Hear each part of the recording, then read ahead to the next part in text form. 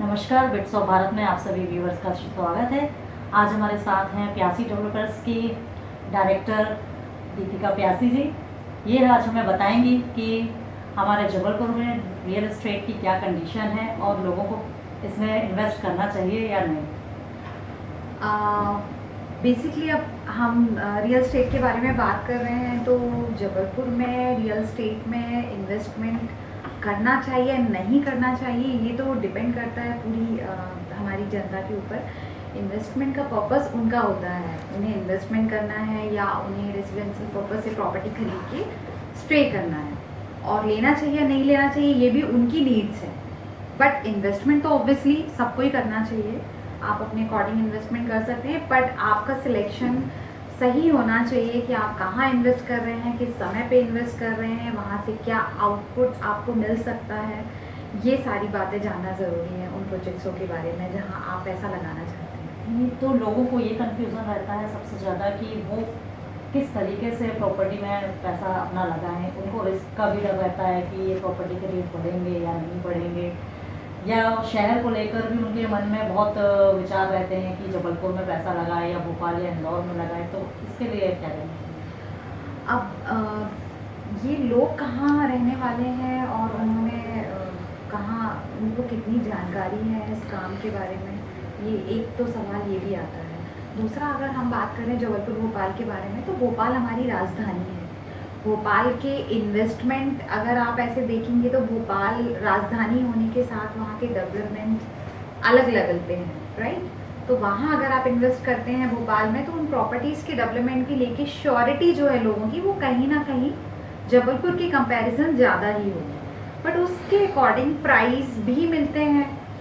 जबलपुर में इन्वेस्टमेंट करना है तो आपको पेशेंस रखना होगा, और जो प्रोजेक्ट हैं जिन पे इनिशियल स्टेज पे काम शुरू हुआ है उन पे ट्रस्ट बनाना होगा।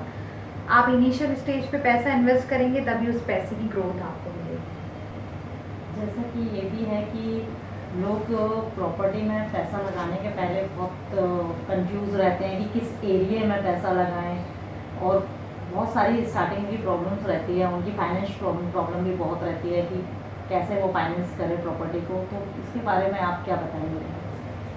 तो ये चीज़ तो सिंपल है, आप इन्वेस्टमेंट कर रहे हो तो आपका एक अपना खुद का एक बजट होता है, आपकी एक अपनी इनकम होती है, आप उसके अकॉर्डिंग फाइनेंस कराते हैं या इन्वेस्टमेंट करते हैं। तो अगर आप कहीं किसी प्रॉपर्टी में, जैसे पहला पॉइंट ये है कि अगर आप रिस्क कवर की बात कर रहे हैं, तो देखिए रिस्क तो हर एक काम में है, हर किसी के साथ है। प्रॉपर्टीज़ में आप किस जगह इन्वेस्ट कर रहे हो, किस प्रोजेक्ट पे इन्वेस्ट कर रहे हो, रिस्क कवर कहीं नहीं होता। आपने सारे डॉक्यूमेंट्स को चेक करके सारी लीगल परमिशंस के साथ जहाँ इन्वेस्टमेंट किया है वहाँ डेवलपमेंट इश्यूज आ सकते हैं कि डेवलपमेंट होगा कि नहीं होगा। आजकल गवर्नमेंट ने काफ़ी सारे नए नए रूल्स बनाए हुए हैं जिस पे आराम से पब्लिक ट्रस्ट करके रिस्क कवर कर सकती है और ट्रस्ट करके आगे बढ़ सकती है, इन्वेस्टमेंट कर सकती है। और एक बात ये भी है कि आप तो लोग जो इतने साल से रियल एस्टेट का काम कर रहे हैं, इस फील्ड में हैं, इसमें क्या क्या आप लोगों को दिक्कत आती है प्रॉपर्टी सेल में और परचेज में, तो इसके लिए क्या है। अगर बीइंग का बिल्डर बात की जाए तो सबसे पहले तो हमें लैंड खरीदना है, तो हमें खुद भी उस लैंड को क्लियर लेना होता है। उसमें हमें जो प्रॉब्लम्स आती हैं वो तो एक बिल्डर की अपनी एक नई प्रॉब्लम है कि भाई सारी लैंड को क्लियरिटी के साथ लिया जाए, उसमें कोई प्रॉब्लम्स ना आए। फिर ये एक आम तौर पे एक आम आदमी के साथ डील की बात है कि आपने लैंड ली है, अब आप उस पर काम कर रहे हैं। उसके बाद बात आती है गवर्नमेंट परमिशंस की, क्योंकि रियल एस्टेट में आप काम कर रहे हो तो आपको पूरी लैंड को एक लीगल फॉर्म में कन्वर्ट करना होता है। उसकी बहुत सारी ऐसी परमिशंस होती हैं, गवर्नमेंट परमिशंस होती हैं जो लेनी होती है। अब आपको गवर्नमेंट सपोर्ट नहीं करेगी, टाइमली चीज़ें नहीं अपडेट करेगी, तो आप भी वेट करोगे। तो इसमें बिल्डर्स की कोई फॉल्ट नहीं होती है, बिल्डर भी वेट करता है, डेवलप करता है, परमिशंस लेता है, धीरे धीरे आगे मूव करता है। ऐसे करके हमें बहुत सारी चीज़ें देखनी होती हैं जो पॉइंट टू पॉइंट डिस्क्राइब नहीं हो सकती। एक सिंपल सा फंडा है कि आप लैंड खरीद रहे हो तो उसके साथ आपको सारे गवर्नमेंट की परमिशन के साथ लेके चलना है, आगे बढ़ना है। एक और चीज़ सबसे ज़्यादा अभी मार्केट में चल रही है कि प्रॉपर्टी के रेट भी तेज़ी से बढ़ रहे हैं और गोल्ड के रेट भी तेज़ी से बढ़ रहे हैं। तो एज अ बिल्डर आप क्या सजेस्ट करेंगे लोगों को, गोल्ड में ज़्यादा फायदा है या प्रॉपर्टी में? पर्टिकुलर एज इन बात की जाए तो मेरे तो इन्वेस्टमेंट भाई प्रॉपर्टी में भी चल रहे हैं और गोल्ड में भी चल रहे हैं। लोगों को क्या एडवाइस लेकिन मैं करेंगे लोगों आप? को अगर एडवाइस करूं तो लोग देखो, प्रॉपर्टी में इन्वेस्ट करना लॉन्ग टर्म के लिए, पेशेंस रख के इन्वेस्टमेंट करने की ज़रूरत है। गोल्ड का जो प्राइस है वो अप डाउन चल रहा है, लेकिन अगर आप प्रॉपर्टी में इन्वेस्ट कर रहे हैं तो आपको डेफिनेटली पेशेंस रख के इन्वेस्ट करना पड़ेगा लॉन्ग टाइम के लिए। आप शॉर्ट टर्म में एक्सपेक्ट नहीं कर सकते कि आपको एक बड़ा प्रॉफिट मिलेगा, एक बड़ी चीज़ मिल जाएगी, नहीं नहीं। वो इन्वेस्टमेंट है, आप पेशेंस के साथ करें, लॉन्ग टर्म में आपको बड़ा प्रॉफिट होगा। गोल्ड तो ठीक है, मतलब मैं प्रॉपर्टी को ज़्यादा वैल्यू देती हूँ। और गोल्ड जो इतना हाई रेट पर जा रहा है वो डाउन भी होता है, गोल्ड का हाई आगे रेट का, भी आगे है। का क्या मतलब गोल्ड आगे भी तो है कि गोल्ड के रेट बढ़ने ही है, ऐसा मार्केट में चल रहा है, तो ये कंपैरिजन थोड़ा कम है दोनों के इन्वेस्टमेंट में काफ़ी फर्क है। आप देखोगे प्रॉपर्टी लॉन्ग टर्म में आप करोगे तो गोल्ड से काफ़ी ऊपर है।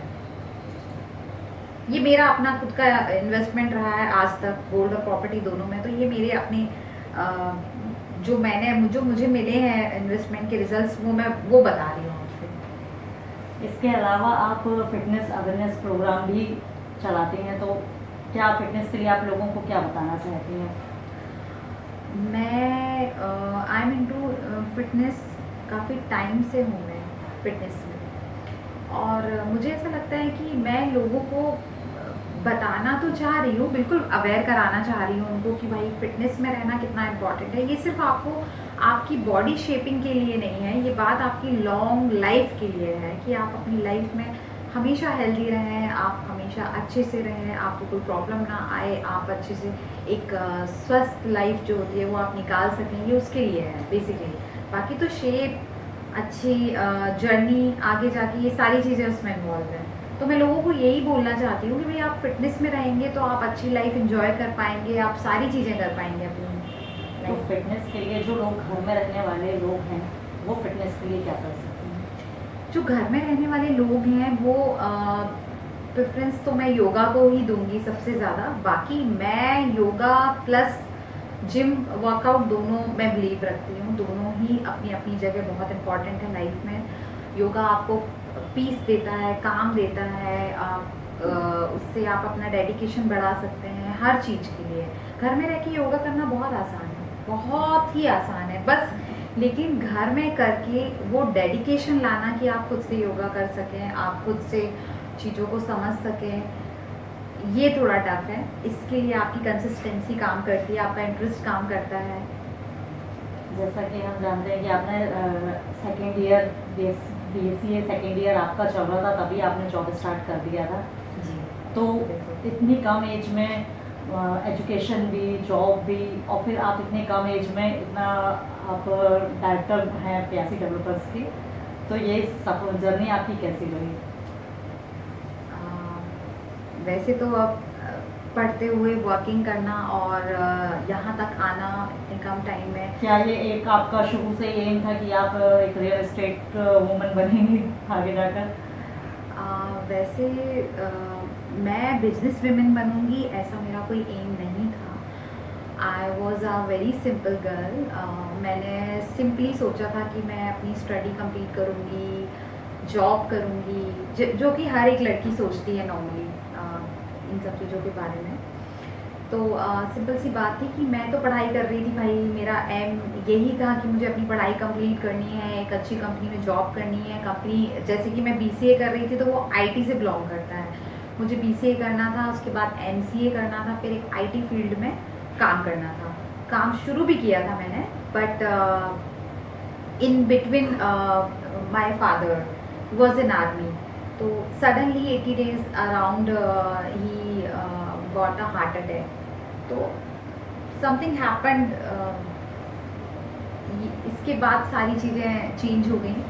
आई वॉज इन सेकेंड ईयर, मेरा BCA का 4th सेमेस्टर चल रहा था, एंड उसके बाद ही डिसाइडेड कि अब मुझे जो है जॉब करना है, थोड़ा अपनी स्टडी में अपनी फैमिली को सब चीज़ों में सपोर्ट करते हुए चलना है। तो फिर मैंने सेकेंड ईयर से ही वॉकिंग करना स्टार्ट किया and my company was in Delhi and मैंने सबसे पहले सॉफ्टवेयर में ही काम किया था ओरेकल लैंग्वेज पे और मैं उस पर ही आगे जाती, लेकिन इतना पढ़ाई करना और उसके साथ वॉकिंग करना और फिर उसकी अपनी स्टडी को आगे और बढ़ाना थोड़ा टफ हो रहा था, तो मैंने अपना प्लान बीच में क्विट किया। यहाँ पे मैं कुछ चेंजेस आए मेरी लाइफ में। MCA की जगह मैंने MBA किया, कॉरेस्पॉन्डिंग था। वॉकिंग मैंने उस टाइम से जो स्टार्ट करी है, तो मैं आज भी वॉकिंग में ही हूँ। He is my own company and I am a director, but still I am working. मैं ये नहीं कहूँगी कि मैं वर्किंग नहीं हूँ, मैं आज भी काम कर रही हूँ और मैं हमेशा काम करूँगी। अभी आप प्रेजेंट में 2 ट्विंस बेबी की मॉम है, तो ये मदरहुड जर्नी आपकी कैसे रही? 2 बच्चों को संभालना, बिजनेस, फिटनेस, सारा प्रेशर कैसे आप हैंडल करते हैं? प्रेशर कुछ नहीं होता और हैंडल करना तो it's a part of life. अगर आपकी लाइफ में कुछ आया है तो आपको हैंडल तो करना ही पड़ेगा। और प्रेशर कुछ नहीं होता है, वो सारी चीज़ें आपको मिल रही होती हैं तो आपको करनी होती हैं। तो वर्किंग हूँ, पहले से ही हार्ड वर्किंग में रही हूँ, पहले से ही मैनेजमेंट में रही हूँ, डिसिप्लिन लाइफ जी है। डैड आर्मी में थे। अर्ली मॉर्निंग उठना शुरू से ही रहा है मेरा कि मैं मॉर्निंग में 5 o'clock उठी हूँ। उसके बाद मैंने अपनी फिटनेस पे ध्यान दिया है, योगा किया है, फैमिली वैल्यूज़ को समझा है, वर्किंग देखी है, घर की बाहर की वर्किंग की है। तो ये सारी हैबिट्स मेरी लाइफ में मेरे अंदर पहले से थी, शादी के पहले से ही थी। अब शादी के बाद काफ़ी इजी हो गई थी चीज़ें हैंडल करना, क्योंकि जब आप पहले से ही हार्ड वर्किंग होते हो तो आफ्टर मैरिज आपको जो भी न्यू रिस्पॉन्सिबिलिटीज मिल रही होती हैं वो आप अच्छे से हैंडल कर सकते हो।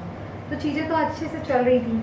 देन प्रेगनेंसी हुई विथ ट्विंस बेबी, तो ये भी मेरे लिए एक सरप्राइज़ था, ब्लेसिंग्स थी गॉड की कि उन्होंने मुझे एट अ मोमेंट 2 बेबीज़ से ब्लेस्ड किया है एंड 1 गर्ल एंड 1 बॉय। तो ये तो बहुत ही बड़ी बात है कि भाई आपके पास दो बेबीज़ हैं जो जेंडर भी डिफरेंट है दोनों के। तो काफ़ी लोग शॉक्ड होते हैं, खुश होते हैं, सरप्राइज्ड होते हैं कि यार मुझे इतने टाइम बाद चीज़ें प्लान हुई हमारी और फिर हम ब्लेस्ड हो गए। तो अच्छे से सफ़र चल रहा है। अब मेरे बेबीज़ 5 मंथ के हो गए हैं। जब वो 1 मंथ के थे और वो 1 डे के भी थे तब भी मेरे लिए वैसे ही थे, आज भी मेरे लिए वैसे ही हैं और बहुत मज़ा आता है उनके साथ, अच्छे से मैनेज होता है। अगर आप चाहते हैं कि आपकी लाइफ में सारी चीज़ें बहुत ईजी चलें तो आपको खुद सोचना है कि आप कैसे मैनेज करना चाहते हैं। मेरा रूटीन है, मैं अर्ली मॉर्निंग उठती हूँ। बेबीज़ के साथ तो सोना ही कम होता है, आप भी अच्छे से जानते हैं, आपके भी 2 बेबीज़ हैं। तो बस जो सोना उठने का रूटीन होता है उसमें ही आज भी सुबह 5 बजे मेरी जो मैं उठती हूँ, बच्चों को देखती हूँ, उसके बाद मैं अपना देखती हूँ, थोड़ा रेस्ट लेके डे में भी वर्किंग करनी होती है और इजीली मैनेज हो जाता है। लोगों के लिए ये टफ क्यों है, मैं अगर आपको ये बताऊँ मेरे लिए आसान क्यों है, क्योंकि मैं पहले से ही एक्टिव हूँ। 9 मंथ मैंने वर्कआउट किया है, 9 मंथ मैंने योगा किया है। लोगों को ऐसा लगता है कि दिस इज़ नॉट पॉसिबल, लोग नहीं कर सकते। सबकी जर्नी होती है, सबकी मेडिकल कंडीशंस होती हैं। मेरे केस में कोई भी प्री प्लानिंग्स नहीं थी कि 2 बेबीज़ होंगे। प्री प्लान्ड होते हैं लोगों के बेबीज़, मेरे ऐसे कोई प्लानिंग्स के साथ ये बेबीज़ नहीं हुए हैं। नेचुरल है मेरा सब कुछ और I was very active because मेरे साथ कोई मेडिकल हिस्ट्री नहीं थी, कोई कंडीशंस नहीं थी। बट मैं उन लोगों के लिए स्पेशली कहूँगी जिनका 1 बेबी है, 2 बेबी है, मेडिकल हिस्ट्री है, नहीं है, वो अपनी गायनों से बात करें, प्रॉपर उनके सराउंडिंग मतलब उनके अंडर रह के उनके गाइडेंस पे ये वर्कआउट करें। मतलब मैं ये नहीं कहना चाहती, किसी को भी ये मैसेज नहीं देना चाहती हूँ मैं कि आपको 9 मंथ वर्कआउट करना चाहिए, आपको 9 मंथ योगा करना चाहिए, आपको 9 मंथ डाइट करना चाहिए। वो अपने डाइटिशियन से, अपने डॉक्टर से, अपनी गाइनों से बात करके ये सारी चीज़ें करें। मेरे केस में मैं बहुत फ्री थी, बहुत एक्टिव थी, पहले से ही मुझे मूवमेंट्स करना आते थे, मुझे पता था कि हाउ टू डू इट, इसलिए मैंने किया। जिनको नहीं आता है वो बिल्कुल ट्राई ना करें। पूरा 9 मंथ मैंने वर्कआउट किया है, योगा भी किया है, डाइट भी की है, वेट लिफ्ट भी किया है, कहीं कोई प्रॉब्लम नहीं आती है। हाँ, एक चीज़ आप बिल्कुल फ्रीली कर सकते हो कि आप अपना आप कंसिस्टेंसी से जो भी चीज़ पकड़ेंगे आप बिल्कुल कर पाएंगे। अगर आप सोच लेंगे कि आप योगा कर सकते हैं तो आप बिल्कुल कर पाएंगे। आप सोच लेंगे कि आप डाइट कर सकते हैं तो कर पाएंगे। 9 मंथ प्रेगनेंसी के दौरान भी क्रेविंग्स होती हैं काफ़ी, कुछ ऐसा लगता है कि हम ये भी खा लें, हम वो भी खा लें, ये भी कर लें, वो भी कर लें। नहीं, आप कंट्रोल रखेंगे तो आप बिल्कुल कर पाएंगे। बेसिकली ट्विंस बेबी की जर्नी जो आप मुझसे पूछना चाहती हैं, तो ट्विंस बेबी की जर्नी के अकॉर्डिंग कोई भी प्लानिंग तो हमने की नहीं थी। ये हमारे लिए भी सरप्राइजिंग था कि मैं प्रेग्नेंट हूँ और ट्विंस हैं। ये मुझे आफ्टर 3 मंथ के बाद मुझे पता चला। एंड मेरे केस में मैं बहुत एक्टिव रही हूँ स्टार्टिंग से ही। लाइक 12 साल से मैं फिटनेस में हूँ, तो मेरे लिए एकदम प्रेगनेंसी के साथ शांत बैठ जाना बहुत टफ था। और मुझे ऐसा लगता है कि आपको क्यों प्रेगनेंसी में रेस्ट करना है, आराम करना है, आपका डॉक्टर कह रहा है आराम करना है तो आपको करना चाहिए, क्योंकि सबकी मेडिकल कंडीशंस डिफरेंट होती हैं। इन माय केस मैं बहुत फ्री थी, फिट थी, मेरी हेल्थ कंडीशन अच्छी थी, मुझे कोई भी ऐसे रिस्ट्रिक्शंस नहीं थे मेरी गाइनों की तरफ से, इसलिए मैं बहुत फ्लुएंटली हर चीज़ को फॉलो करते आई हूँ। बट बाकी लोगों के लिए मेरा ये मैसेज है कि अगर वो प्रेगनेंसी के दौरान कुछ करना चाहते हैं, जिम जाना चाहते हैं, वेट लिफ्ट करना चाहते हैं, योगा करना चाहते हैं, मेडिटेशन करना चाहते हैं, तो वो सारी चीज़ें एक प्रॉपर गाइडेंस के अंदर करें, अपनी गाइनों से कंफर्म करके करें। एंड ये मेरा बहुत नेचुरल प्रोसीजर था, कोई कॉम्प्लिकेशंस की प्रेगनेंसी नहीं थी मेरी, इसलिए मैंने बहुत फ्रीली वर्कआउट किया है, पूरे 9 मंथ वर्कआउट किया है। इनफैक्ट मेरी डिलीवरी जिस दिन मेरी डिलीवरी थी उस दिन भी मैं early morning 4 o'clock 4 to 9 in between मैं योगा ही कर रही थी। पूरे 4-5 घंटे उस दिन मैंने योगा किया है और बहुत अच्छा था मेरा एक्सपीरियंस। आफ्टर 9 मंथ डिलीवरी के साथ कोई प्रॉब्लम नहीं हुई मुझे। प्रॉपर मैंने डाइट मेंटेन की है, सारी चीज़ें की है मैंने। मैं रेस्ट भी करती थी, लेकिन उतना ही जितना ज़रूरी है। क्रेविंग्स हुई हैं मुझे, काफ़ी क्रेविंग्स हुई हैं, बट उनको कंट्रोल करना, time to time eating habits maintain करना, it's quite tough for everyone. But guys आप कर सकते हैं, कोई प्रॉब्लम नहीं आती है, इसमें कोई दिक्कत नहीं होती है। डेडिकेशन है, आपको ब्यूटीफुल रहना है, आपको अच्छा दिखना है, आपको शेप में रहना है, तो आप ये सब आराम से कर लेंगे। एंड आफ्टर डिलीवरी बात की जाए पोस्टमार्टम की, तो वो भी मेरा almost 5 month I have completed. मेरे बेबीज 5 मंथ के हो चुके हैं। सो ये मैं अपने बारे में बात कर रही हूँ। बच्चों के बारे में बात करूँगी तो उन्होंने भी बहुत अच्छा टाइम 1 डे से लेके 5 मंथ तक का निकाला है। अच्छे से मैनेज कर पा रही हूँ दोनों को, क्योंकि मैं फिट हूँ, मैं उन्हें ज़्यादा टाइम देती हूँ, मैं कम रेस्ट करती हूँ, उन्हें ज़्यादा टाइम देती हूँ, लेकिन सब कुछ अच्छा है, बढ़िया है।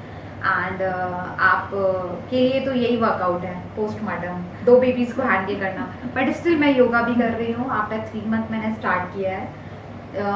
स्टार्टिंग के 3 मंथ अगर फिटनेस में मैंने क्या किया तो वो ये था कि मैंने अपनी डाइट पे ध्यान दिया, कि मैं अच्छे से प्रॉपर डाइट ले रही थी। मुझे फीडिंग के साथ काफ़ी क्रेविंग्स हो रही थी, उस टाइम पे भी वही कंट्रोल काम आया जो 9 मंथ था, वही डेडिकेशन काम आया जो 9 मंथ था, और वही सारी चीज़ें आपके अंदर जो कंसिस्टेंसी होती वही काम आई।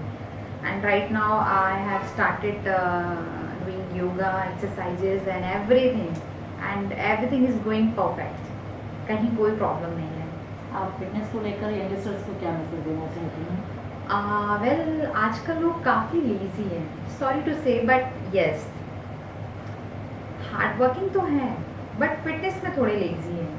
एंड ईटिंग हैबिट्स थोड़ी लोगों की कहीं ना कहीं ख़राब है, क्योंकि फ्रेंड सर्कल काफ़ी बड़ा होता है लोगों का, एंड पार्टीज़ बहुत होती हैं, फ्रेंड्स बहुत होते हैं, ओकेशंस काफ़ी आती जाती रहती हैं, बट स्टिल आप इंजॉय कर सकते हो थोड़ा सा डाइट में कंट्रोल करके और थोड़ा सा चीज़ों में इन्वॉल्व होके। आप हाफ एन आवर हर किसी के पास होता है, 24 आवर्स में आपके पास आधा घंटा आपकी अपनी लाइफ के लिए आपके पास होगा ही होगा। आप उस आधे घंटे में 15 मिनट योगा और 15 मिनट कुछ ऐसा वर्कआउट जो आजकल यूट्यूब पे हर जगह आपको मिलेगा, आप घर बैठे कर सकते हो। 30 minute it's sufficient for you. 10 minutes walk, 10 minutes yoga, and 10 minutes light exercises with light weight, you can do it. और आप थोड़ी सी डाइट कंट्रोल, बस इतना सा, और आप सब कर सकते हैं।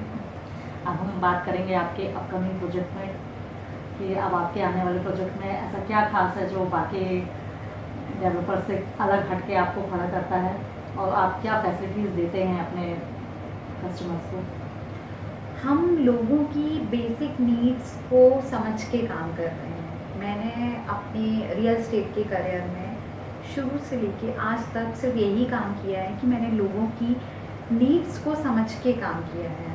आप क्या बेच रहे हैं ये मैटर नहीं करता, लोगों को क्या चाहिए है ये मैटर करता है। आप क्या बेचना चाहते हैं ये बिल्कुल मैटर नहीं करेगा, लोग आके आपसे उनकी वो क्या खरीदना चाहते हैं आपको समझना होगा।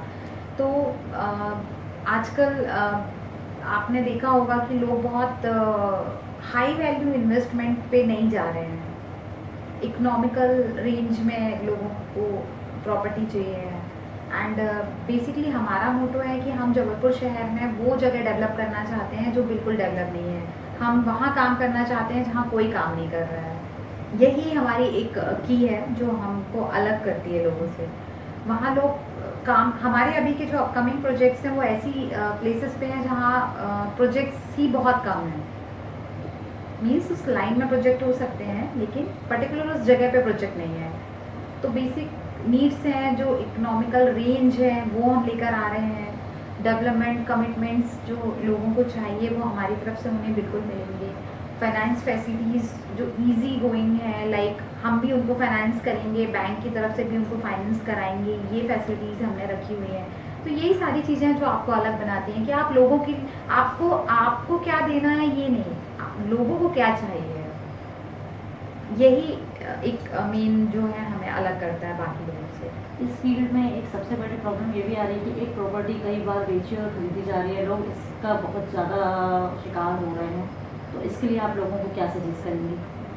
बेसिकली लोग अवेयर नहीं हैं। लीगल चीज़ें जो होती हैं, डॉक्यूमेंटेशन जो होता है, आप एक प्रॉपर्टी खरीदते हैं, उस प्रॉपर्टीज़ की रजिस्ट्रियाँ ऐसे होना पॉसिबल नहीं होती हैं। ये आपके अपने नॉलेज की कमी है कि आप प्रॉपर चेक नहीं कर रहे हैं सारे डॉक्यूमेंट्स को, उनकी स्टेप बाय स्टेप जो चीज़ें होती हैं। सिंपल सी बात है, आज एक रजिस्ट्री हुई है तो उस रजिस्ट्री के बाद उसका सेकंड स्टेप जो होता है वो नामांतरण होता है, म्यूटेशन, जिसे म्यूटेशन भी कहते हैं। That is very important. After registry अगर नामांतरण डन हुआ है तो उसकी सेकंड रजिस्ट्री होना तो पॉसिबल ही नहीं है।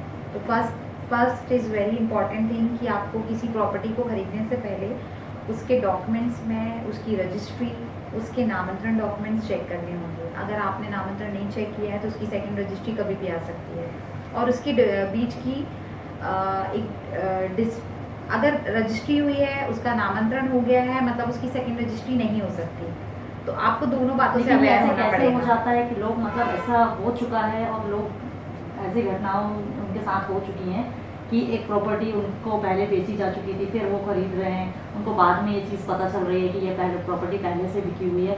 तो जब आप बता रहे हैं इतने सारे जो रूल्स हैं, तो उसके बावजूद ये कैसे हो जाता है कि एक ही प्रॉपर्टी 10-10 बार कैसे रीसेल हो जाती है?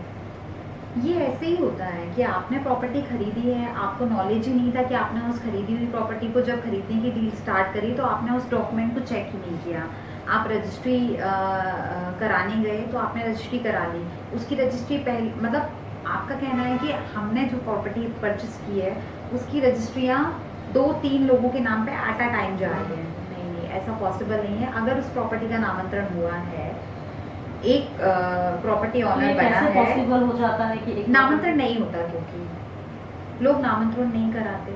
बेसिकली नामांतरण क्या है? ऑनलाइन आपका नेम रिकॉर्ड में आना। आजकल रजिस्ट्रियाँ ऑनलाइन होती हैं। आप जब सेम प्रॉपर्टी की रजिस्ट्री, मैंने एक प्रॉपर्टी आपको सेल की है, वही सेम प्रॉपर्टी मैं किसी थर्ड पर्सन को जब सेल करूँगी तो उसकी ऑनर आप कहलाएंगी, ना कि मैं। बट अगर वो मैं ही, मेरे द्वारा ही 2 लोगों को सेल की जा रही है तो उसके बीच में जो एक मेन प्रोसीजर है दैट इज़ नामांतरण, वो नहीं हुआ होगा, तभी ये पॉसिबल है। उसके बिना पॉसिबल नहीं है, ये हो ही नहीं सकता। क्योंकि जब भी रजिस्ट्री आप करने जाएंगे तो उसके प्रीवियस ऑनर की डिटेलिंग चेक की जाती है। अगर नामांतरण नहीं हुआ होगा तो प्रीवियस ऑनर की डिटेलिंग नहीं आएगी, और नामांतरण हो जाएगा तो आ जाएगी, तो वो सेकंड रजिस्ट्री होने का सवाल ही नहीं होता। तो पहले ज़्यादा फ्रॉड होते थे या ऑनलाइन पहले फ्रॉड होते थे, पहले ज़्यादा फ्रॉड होते थे, अब फ्रॉड होना नामुमकिन है, मीन्स अब तो फ्रॉड नहीं हो सकते।